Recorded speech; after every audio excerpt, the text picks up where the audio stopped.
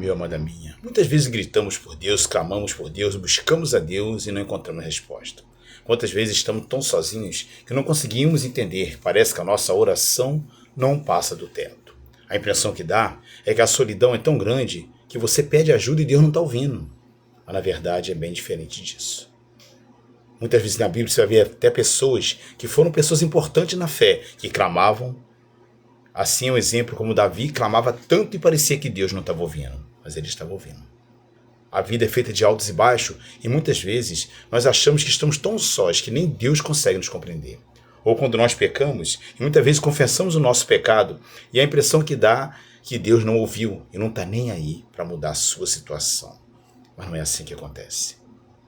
O próprio Jesus disse que no mundo passareis aflição, mas tenha bom ânimo, porque ele venceu o mundo. Ele diz, eu venci o mundo.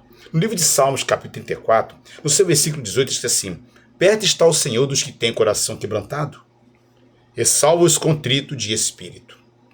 Às vezes, meu amado, é necessário passar por certas situações. A vida não vai ser um mar de rosas. Nós vamos ter altos e baixos. Tem situações que você está bem, situações que você está mal, situações que fogem ao seu controle, mas não fogem ao controle de Deus.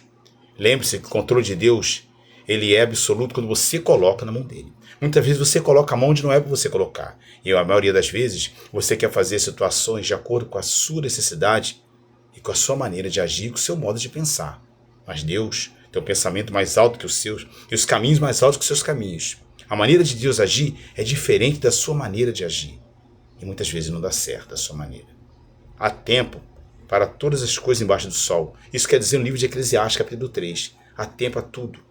E muitas vezes a situação, quando ela se resolve rápido demais, você pensa que Deus não agiu. Mas Ele está agindo.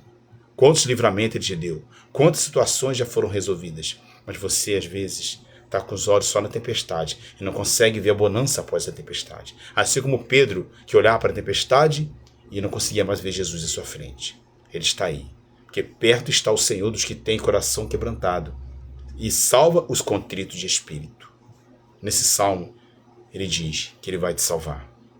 Lembre-se, o próprio Jesus diz, aquele que está em mim, ainda que morram, viverão. Existe uma promessa de vida eterna.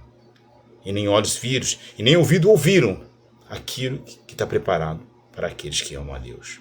Um abraço, fica na paz, que Deus é contigo.